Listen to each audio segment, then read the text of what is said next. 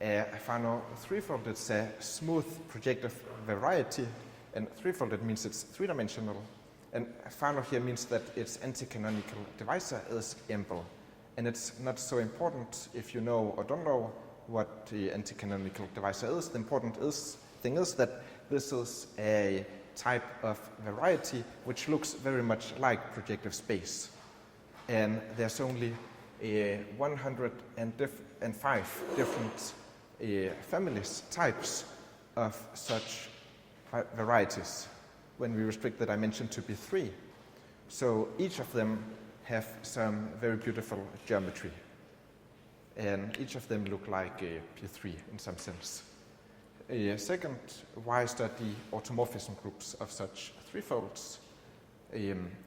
So automorphism groups are related to a lot of other questions in geometry. So it's related to, it helps understanding the birational geometry and questions in birational geometry. It can help understand Hilbert schemes. It can help understanding even other questions. So classifying all automorphism groups of finite threefolds is also connected to understanding, say, the Cremona group, the group of birational automorphisms of three-dimensional projective space. So these. You mean birational? Yes. Birational or birational? Birational automorphism of P3. So it's connected, this problem.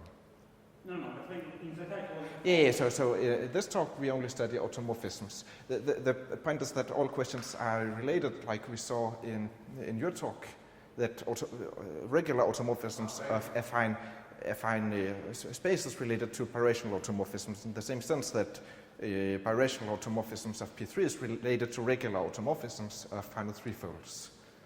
That's just some motivation. And all these finite varieties, they are rational? Not necessarily, but this one is. But the interesting thing here is that you can take what is called a K-form over non-closed fields, and then you can get one which is not rational. And so they are not similar to projective space? This one is rational. Some are more similar, some are less similar. So. You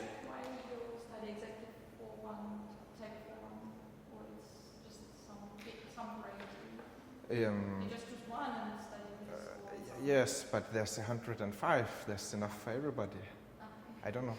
And I guess if you take K-forms of exactly this one and you take a threefold with Picard rank 1 over non-closed fields, it's the last final threefold with Picard rank 1 for which rationality haven't been answered. So there's some interesting questions. Anyways, let's give a definition of this variety. So we will denote it by x. So whenever I write x, it will be a final threefold of type 4, 1. And we take 4 two-dimensional vector spaces, v1, v2, v3, v4, over complex numbers, but it can be any algebraically closed field of characteristic 0. Then if we take a divisor in p1 times p1 times p1 times p1, we denote it like this so that we can keep track of them. Because when we study automorphisms, maybe we sometimes want to permute some of these p1s. So it's good to have good notation so that we don't lose track of them. And x is a divisor of degree 1, 1, 1, 1. This just means that it's the subvariety defined by some equation on the form some coefficient times, if we have coordinates, homogeneous coordinates x0, x1 here, y0, y1 here, z0, z1 here, w, then something like 0, z0, w0 plus a0, 0, 0, 1 times x0, y0, z0, w1 plus equal to 0. This is the variety, and we're assuming it's smooth. And the question is... It's not clear what is written. So this is P1 times P1 times P1 times P1, and what next? No, it's the same line.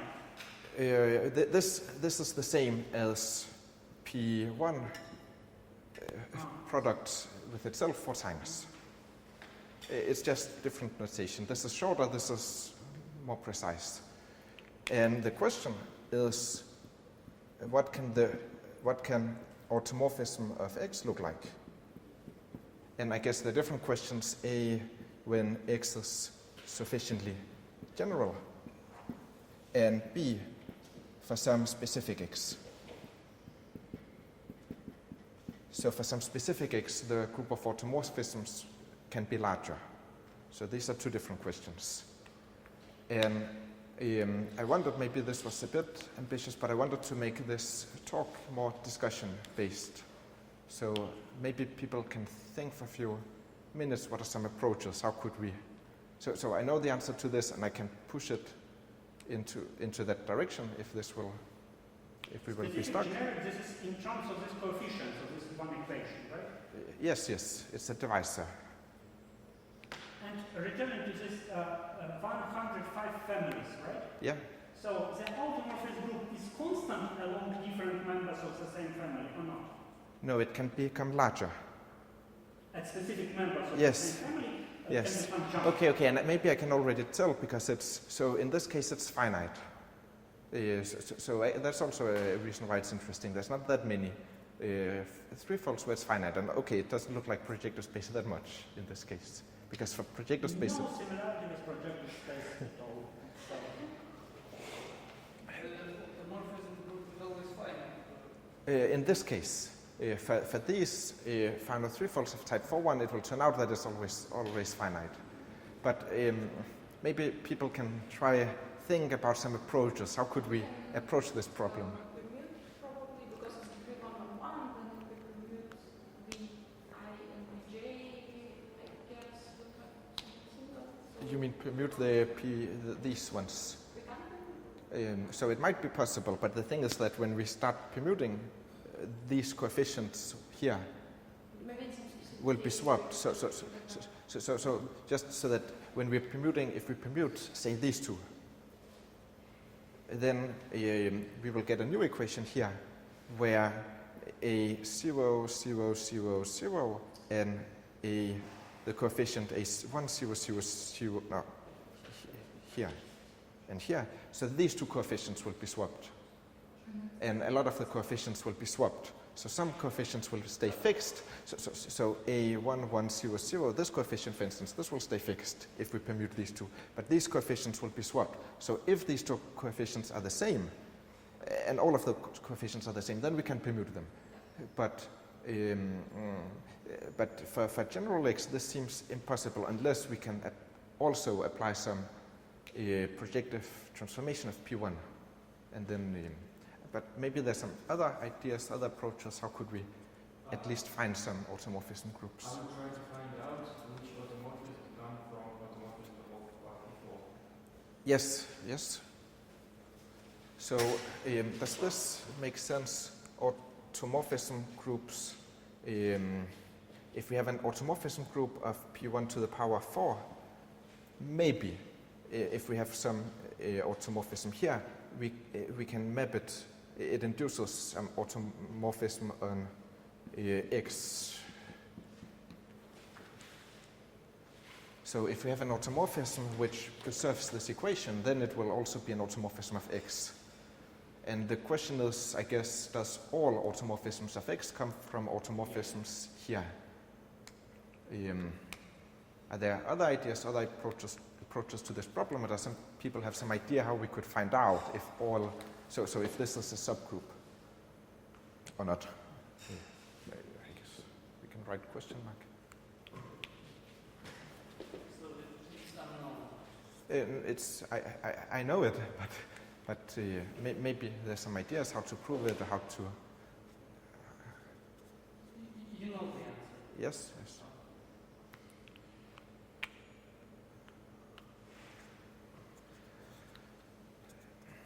But probably we can write some coordinates and try to suggest coordinates.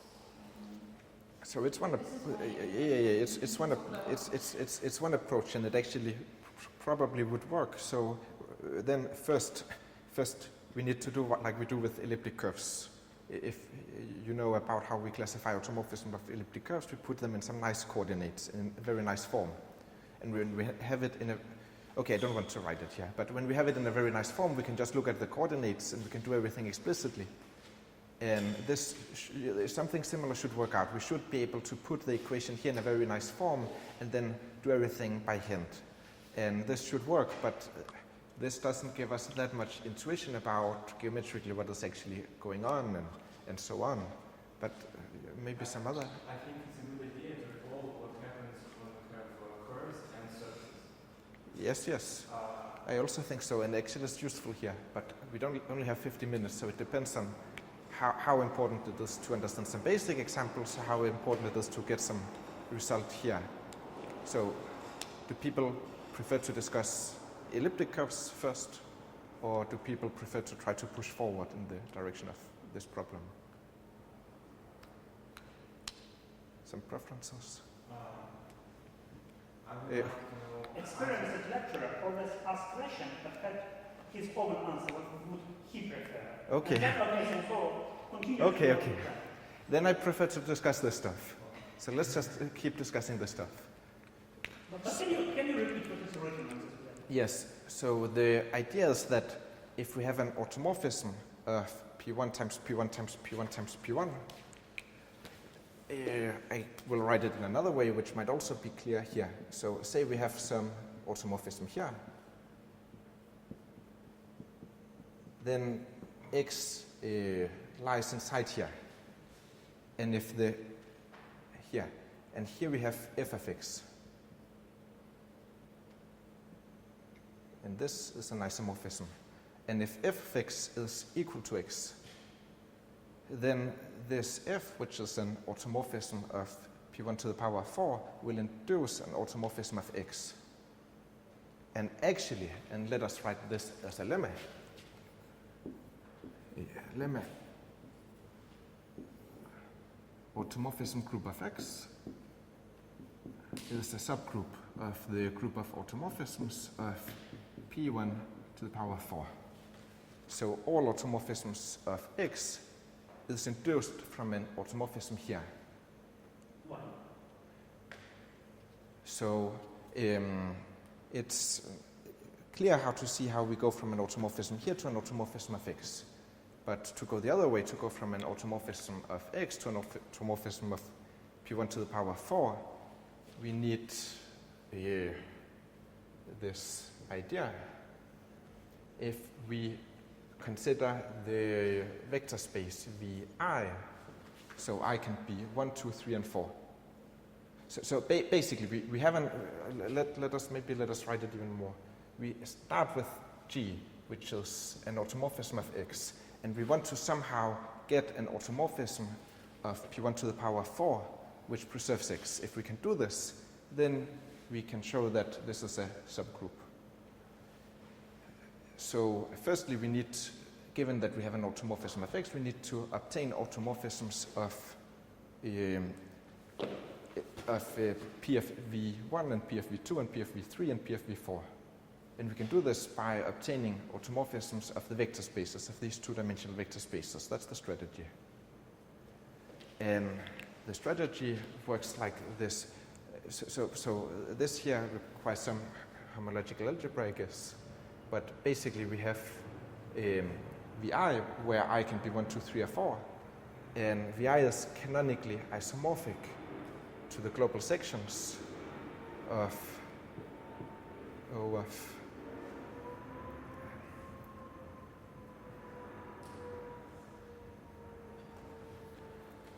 so does people remember from Pierre Bischoff's lecture what the Picard group is? So we have some line bundles, and actually the Picard group of x is equal to the Picard group of p1 to the power 4, which is isomorphic to z to the power 4, and is generated by O1 of P of Vi restricted to x. So x here lies in this product, and we have the line bundles O1, 0, 0, 0, and so on, and when we restrict it to x, we get a line bundle on x. And then, so to actually prove this, the only way I know to prove it is using this method, and it might be a bit technical. Maybe I can just go through it pretty fast, and then we can continue with less technical arguments, if that's fine. Now, this VI is interpreted as a space of section of some line bundle. Yes, You have some automorphism of X. exactly. So we get an automorphism of...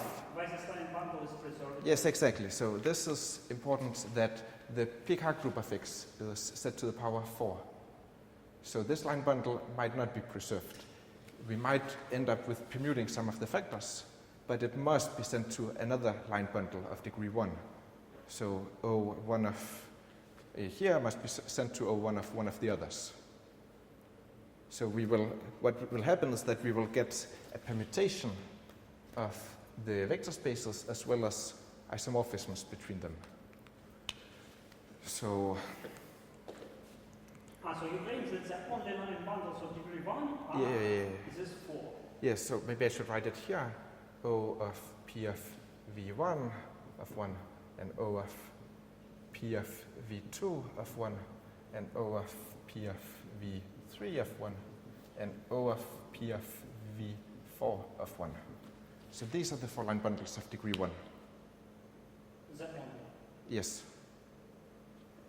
And this means that an automorphism of X will map the global sections of this line bundle into the global sections of Vj for some j.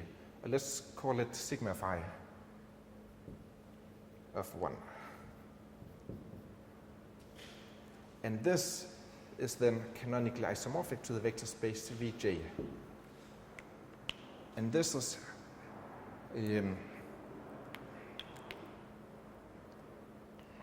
how we obtain, I need some space. I think everybody remembers the question. This is how, given some automorphism,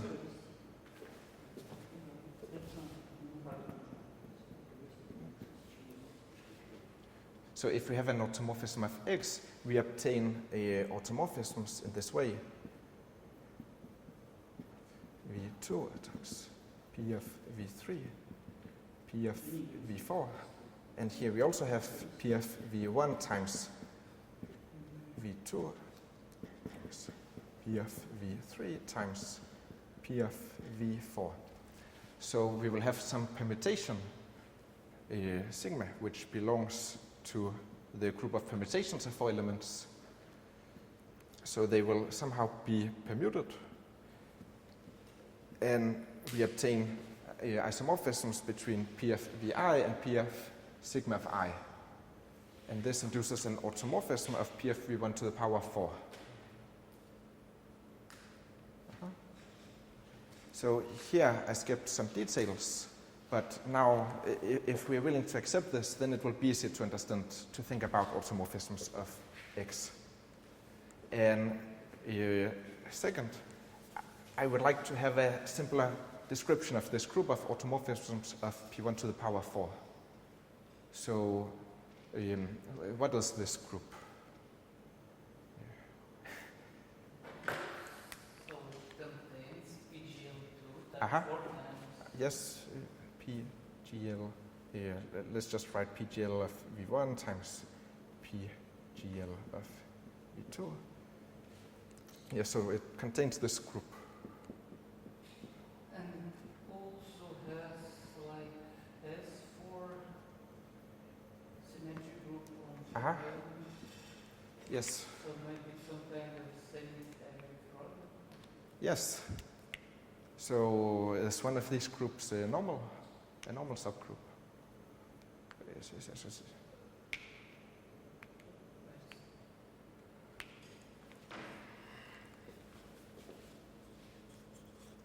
Сколько времени?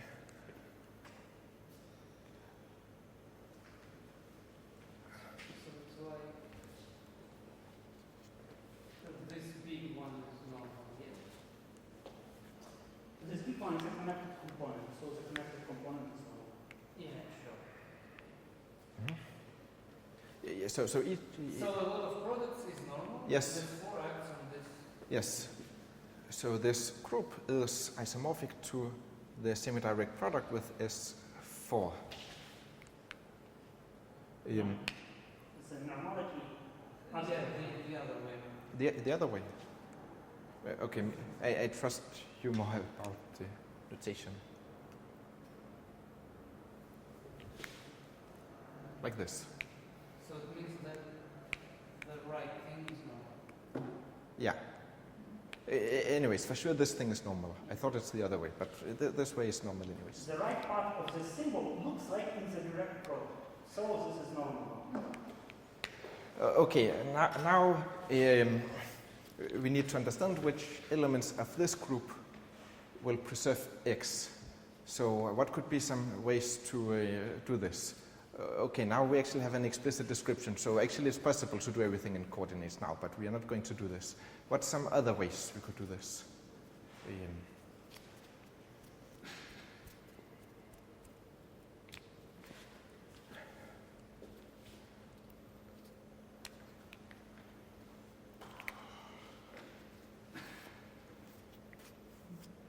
So I will erase this again because the definition here is important.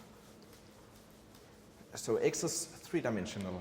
So what will happen if we take the projection from X to, say, P of V1 times P of V2 times P of V3?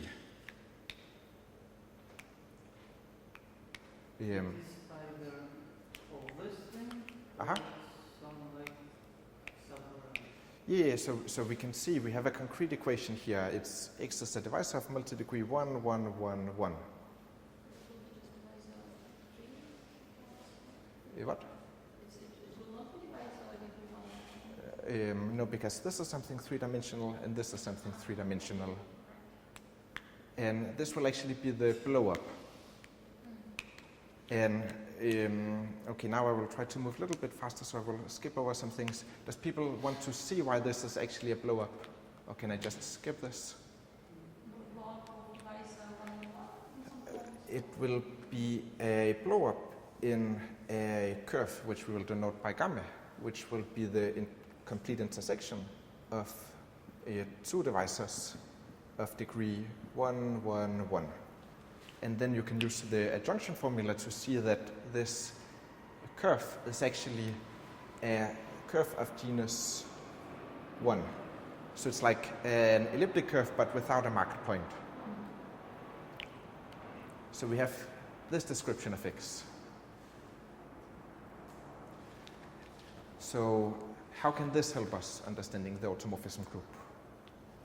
So it can help us understanding the automorphism group if we make the problem maybe a little bit easier. So we know that the automorphism group of X lies inside this semi-direct product. This means that the automorphism group of X is in fact isomorphic to another semi-direct product of a group G and a group H, where H is a subgroup here and G is a subgroup here. So this just says that some automorphisms of X will permute these vectors and some automorphisms of X will preserve these vectors. And I think it's quite nice that actually we have a finite number of automorphisms in both groups. So they're both finite. But now let's focus on understanding the group H, because then at least we will get some automorphisms and it will make it easier to understand the whole problem. So if we are trying to understand automorphisms of X which preserves the order of these vector spaces, then it also preserves this projection, right? So, I mean, if we have some automorphism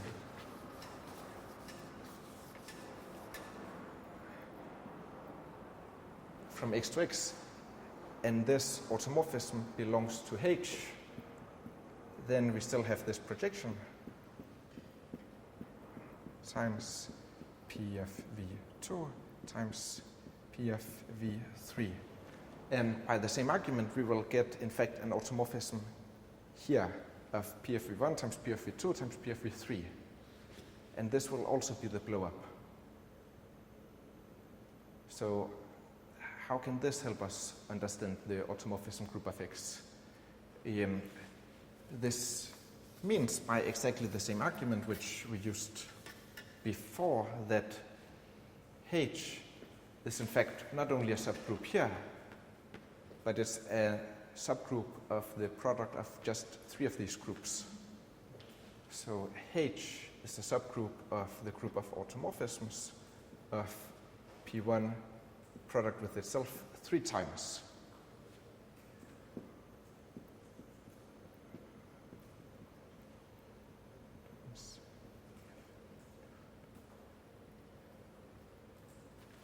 Is this more or less clear?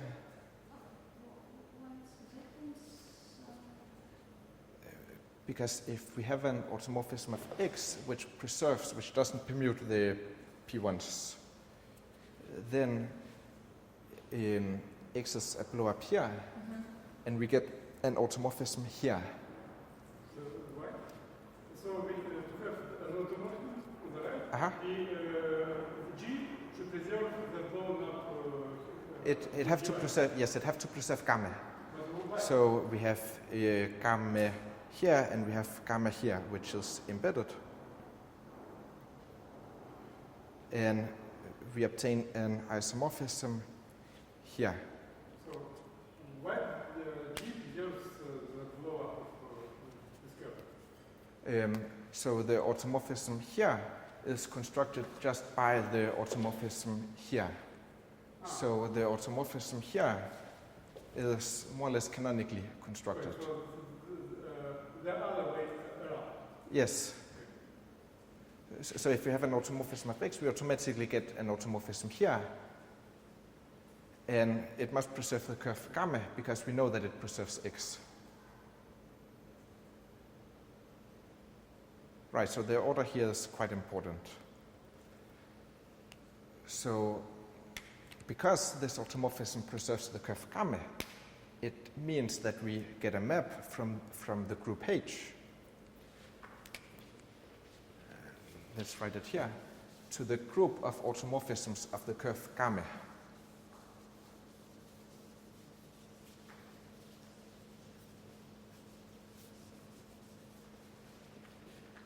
So we have a natural map from H to the group of automorphisms of gamma. And how much time is left? Super. And actually, this is an embedding. So we know how to go from an automorphism of X to an automorphism of X which preserves the P1 factors which doesn't permute them to an automorphism of this curve. But to show that this is an embedding, we need to go the other way. So given certain kinds of automorphisms of this curve, we need to construct an automorphism of X. So this is not enough. And we need to show that those two maps are, yes.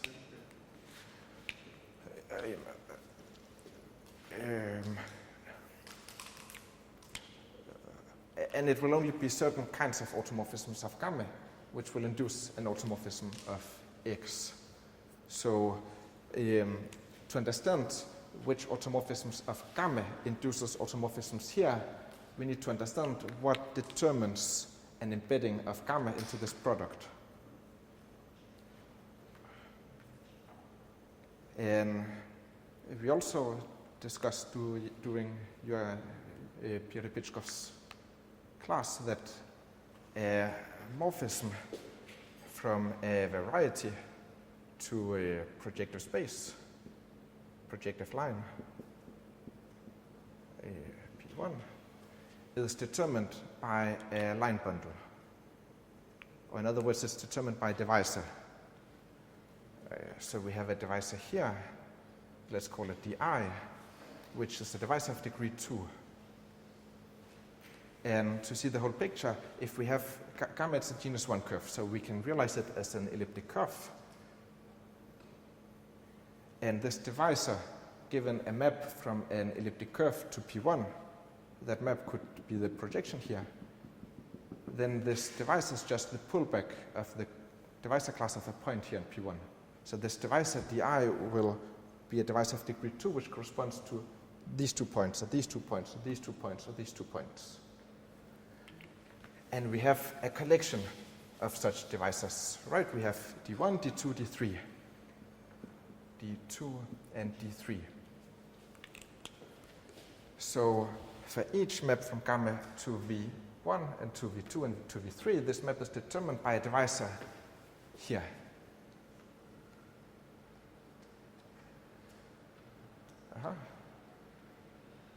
And when we have an automorphism of P1 to the power of 3, it will induce certain automorphisms of gamma. And how can we understand these automorphisms in terms of these divisors?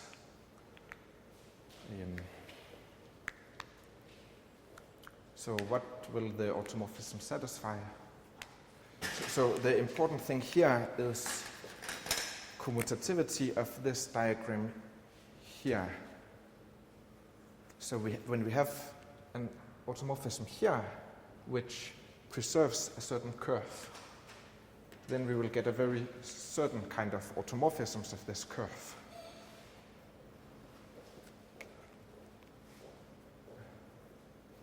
If you want to preserve D1 itself, we may have an evolution, but can we switch different elements of the linear system in D1?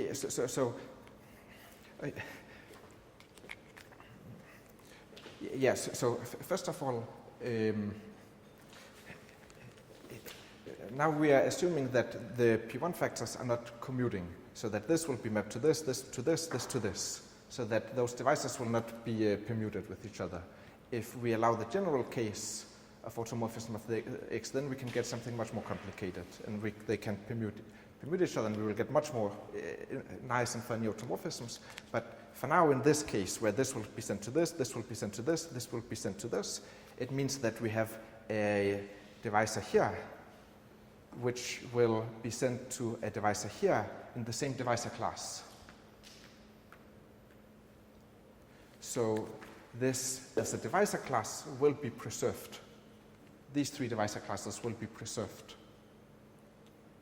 So this means that given an automorphism G in H, which is an automorphism of X which doesn't permute anything, then we obtain an automorphism of gamma which preserves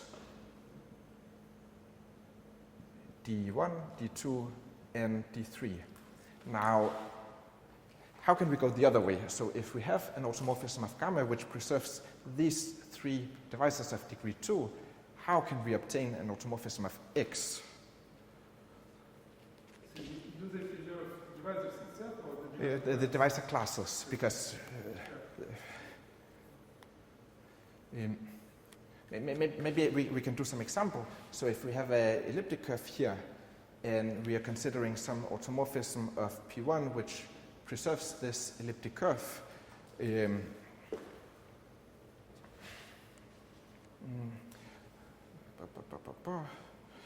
so we could consider the elliptic curve y squared equals x cubed minus x.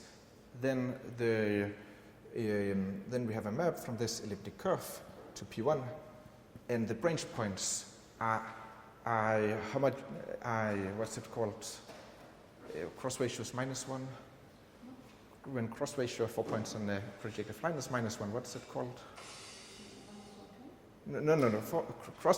Cross ratio of 4 points on the projective line is -1. Harmonic. So the branch point will be harmonic. So we can take an automorphism of P1 which swaps two pairs of branch points.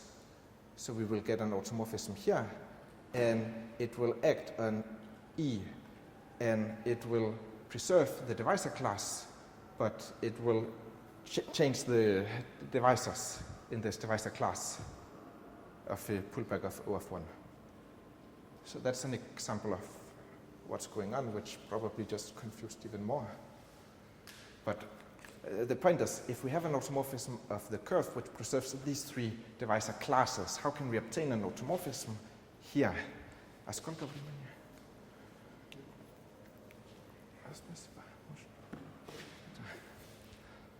we have this Uh-huh. and then we just induce it. So it's obvious. Okay, does some other people have some intuition? Okay, the point is that we are doing exactly the same thing as we're doing here. We have a map from gamma to gamma, and we consider say V1, and it's canonically isomorphic to the vector space of global sections of a gamma of the restriction of O of P of V1 of 1 restricted to gamma. And then the automorphism of gamma induces an automorphism of this linear system. And these are canonically isomorphic, so we will induce an automorphism here. So this doesn't work in general. Here we need that the pullback of global sections here to the curve is an isomorphism, but to do this we need to compute the long exact sequences in cohomology of some structures which we don't, I think, want to do right now. But the point is that automorphisms of gamma, which preserves these 3 line bundles, induces automorphisms here, which canonically must preserve the curve gamma, and therefore induces an automorphism of X. So let's write clearly what this means. This means that then of course we need to check that the map in this direction and the map in this direction are inverse to each other.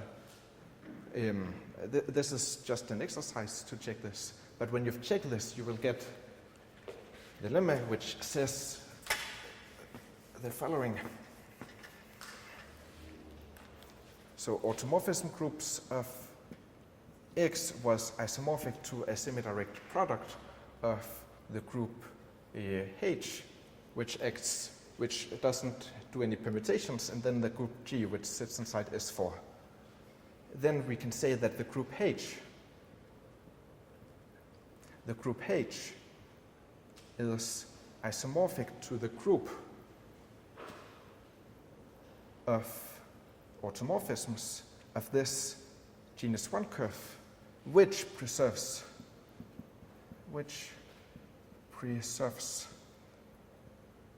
3 degree 2 divisors, D1, D2, and D3. So they sit inside peak 2 of gamma. This just means that they have degree 2. So this is the lemma.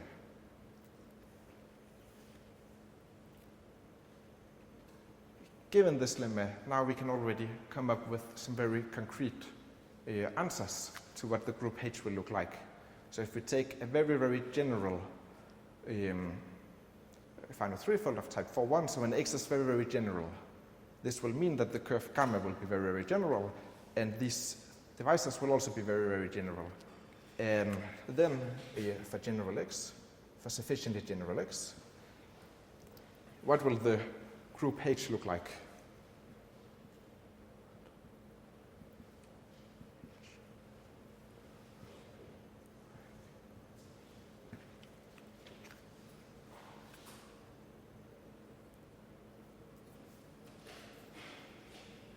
So it's not trivial. It's a group of automorphisms of a genus 1 curve, not elliptic curve, genus 1 curve, which preserves 3 fixed divisors of degree 2.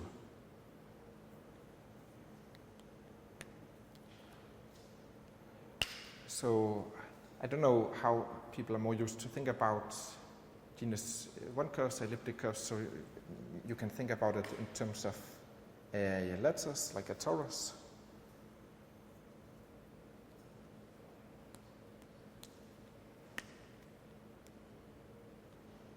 So if you think about the curve gamma, and now we're cheating a little bit. Now we're making it into an elliptic curve, so we're sort of adding a point, and we have to forget that we've added a point.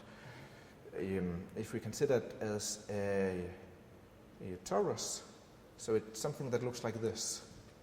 The complex plane quotiented by some lattice. And we have 3 degree 2 divisors, which must be fixed. what could an automorphism of this torus look like such that it preserves these two? So actually there will be some automorphisms which preserve all degree 2 divisors.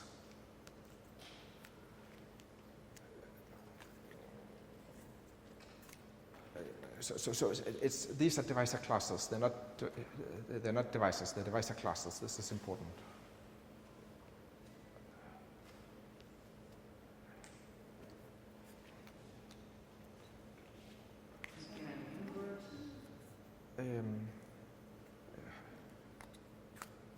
Inversion, take your inverse. Does it work? I don't think so, because we can take a degree 2 divisor. So if we draw it like this, in this way, then a degree 2 divisors could be something like this. And then if we, like the sum of these 2 points. And then if we take the inverse, we get these 2 points. And in general, they will not be identical. But what we can do is we can take translations. So translations, okay, it's sort of, maybe it's a little bit trick question, because you used to work with affine varieties, and affine elliptic curve, they have a fixed point, and if you have a fixed point, you can't translate them. But you can translate them. So we have, here we have, if we write this point as t0, then we have t1, t2, and t3, which all satisfies that t1 plus t1 is equal to t2 plus, no. They all satisfy that ti minus t0 2 times. Ti minus t0 is trivial. So it's like torsion divisors. So we have these divisors, and when we add them with themselves, we get 0. So on the elliptic curve, it corresponds to these points here. When we add this point with itself, we get 0, right? So what we're doing is we're doing translation. We are translating the letters. So we can translate it halfway this way, or halfway this way, or halfway diagonally in both ways. And then what will happen to the degree 2 divisors? The degree 2 divisors will be sent to themselves, because we can realize a degree 2 divisor as, say, the sum of 2 points. So in this linear system, we have the sum of, say, 2 points, I don't know, P1 and P2. And after this transformation of the genus 1 curve, we will get a P1 plus the translation, the torsion thing. So let's just call it torsion, plus P2 plus the torsion, and we will have the torsion 2 times. So it will be equivalent to the original divisor. And these are 2 torsion translations. So this way we automatically get the subgroup, the Klein-4 group, as the subgroup here. And you can try to check very explicitly that these are the only automorphisms you can get when these divisors are sufficiently general. But if you consider other cases like genus 1 curves with J invariant 0 or J invariant 1728, or if you consider cases where, say, this divisor plus this divisor is equal to 2 times this divisor, then you can get much more automorphisms. So when you have this family of Fano threefolds, the automorphism group here usually will look like the Klein-4 group. And now I can spoil, this will also look like the Klein-4 group. But then in your deformation family, when you're varying, then in some of the threefolds will have bigger, still finite, but bigger automorphism groups. And maybe in the last minute, I will return to make everything a little bit more geometrically to understand how this, now we have some abstract group and it's supposed to act on our X, but how is this actually acting? The way it's acting is that X was sitting inside P1 times P1. And the way this group is acting, so it's preserving, it's not permuting these. So it's acting on each of the P1 factors by an involution. It has to be an involution. because it's an involution on the genus 1 curve. To torsion, it's torsion. So it will be an involution in 2 points, and then if we take another automorphism, it will be an involution in 2 other points. But this group is abelian, so the involutions will have to commute with each other. So this means that these 4 points are harmonic, and we have 2 other points here, which is the third involution. And these are harmonic, and these are harmonic, and everything is abelian, and they all, it's just the Klein four-group subgroup of PGL2. And somehow it preserves X. Yeah, but so I guess we will end here with this result, but actually there are much more questions, much more things to discuss. So are there some questions? That's all. Let's thank the speaker.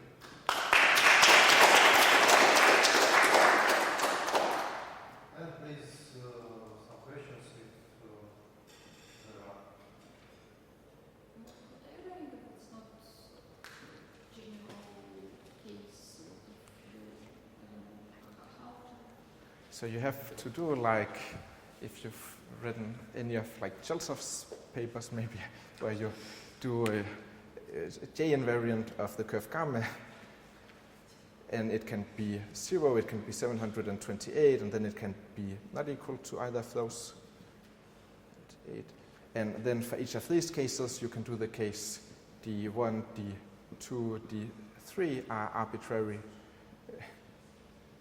Or you can do the case D1 plus D2 equal to D3, or so on, and do it for each of them. And then you can explicitly classify it, but hopefully there should be, probably the reason it gets so ugly is that I'm doing something not symmetric. So the projection from X to a product of 3 of the factors, it's not symmetric. Right, we are losing a symmetry, and when you lose symmetry, you get something ugly. And actually, there's a symmetric curve gamma, which is a moduli space of stable vector bundles, and I need to understand this better, but this is symmetric, and maybe if you do everything symmetrically, everything will be much more nice, maybe.